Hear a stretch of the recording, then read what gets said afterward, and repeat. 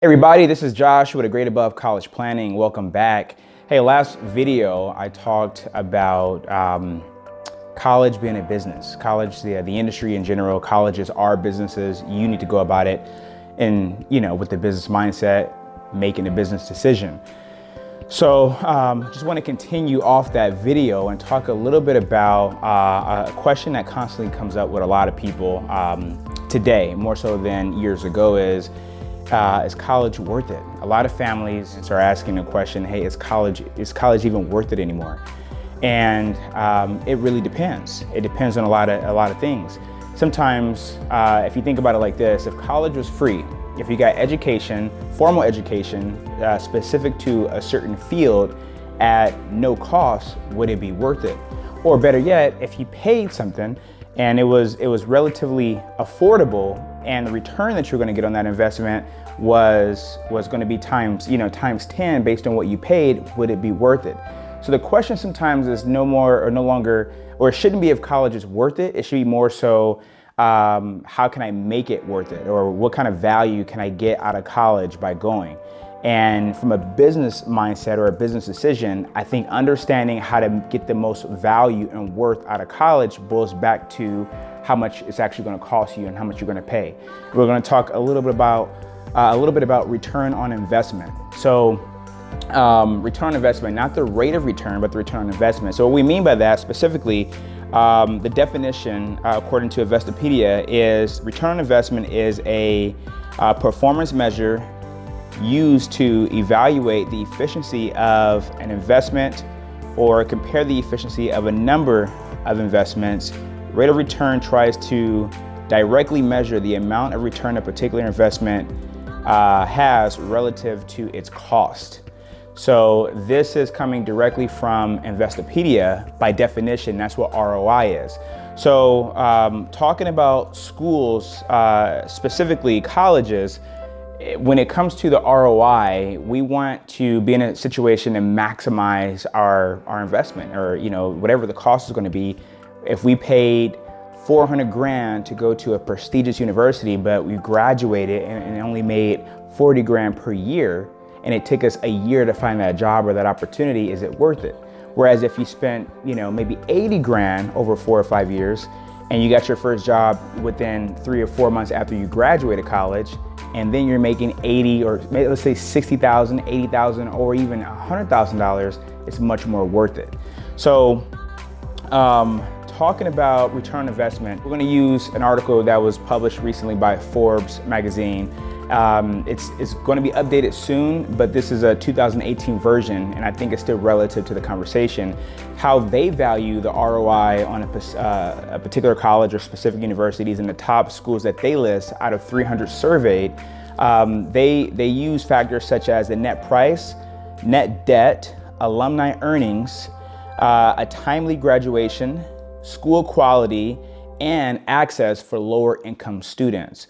So I'm gonna tell you a few things that you may want to consider or focus on to help maximize your ROI, or return on investment. And number one is maybe reverse engineer. This may be a little obvious, but reverse engineering, meaning that get an idea what you want to do when college is all over. What career path do you want to take? What exactly do you want your lifestyle to be like? Do you want, do you have a lifestyle in mind that's going to require a substantial amount of, income or income growth opportunity? Do you want something a little bit more, subtle and a little less aggressive from an income standpoint? But get an idea of what you want to do. It doesn't make sense to go to school for $40 or $50 or $60,000 a year for a very modest, career where you're only going to be making maybe $40,000 to $50,000 to start. Your income is only going to grow incrementally over time. So number one is reverse engineer. Number two is try to focus more on your major versus the brand of the school. Focusing on your major it will kind of help you pinpoint or identify schools that may be more affordable than schools that aren't based on the brand. So for example, if you have a top school that is very prestigious, that also comes along with a nice sticker price, versus a school that really wants you or has a major that you want and can put you in a better situation long term, and is also very much more affordable, less expensive, sometimes it makes sense to go with the school that has the better situation for you long term versus the brand. When it comes to your job placement, when it comes to your income opportunity, in rare situations does the school you go to matter more than the major that you actually decide and how well you do in that major. So focus on your major, not so much the brand of the actual institution. The tip number 3, get an idea of your cost of attendance. What is that going to be like? Just understand that the higher the cost of attendance, either the more interest you're going to be paying on your loans, if you're not paying out of pocket, right away, or it's going to be the more interest you're going to lose on your assets, anything that you're using that you currently have to pay for school. So let me just kind of repeat that again. So if cost of attendance, the higher it is, you're either going to pay 2 ways: for money that you have or money that you're going to borrow. So if the higher the cost of attendance, meaning the money you borrow, you're going to have an interest rate attached to that money you borrow. Or you say, hey, I'm good, we don't need to borrow any money, we have the assets. And if those assets are currently earning a rate of return, you're going to be losing opportunity costs for you to use that money for college. So when it comes to return on investment, the perfect situation is to have the lowest possible cost of attendance to maximize your assets where they currently are, or to minimize the loans that you may have to take.